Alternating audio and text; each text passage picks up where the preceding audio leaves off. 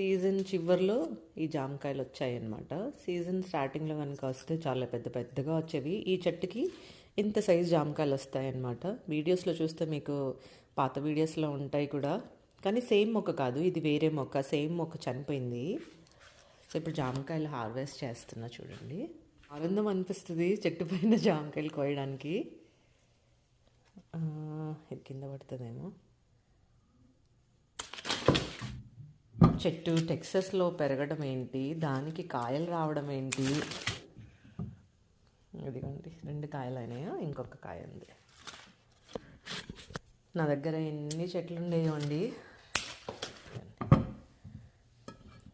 ఒక జామకాయ చెట్టుకి వచ్చిన 3 కాయలు. మా అమ్మ వాళ్ళ ఇంట్లో పెద్ద జామ చెట్టు ఉంది, ఊళ్ళని కాయలు.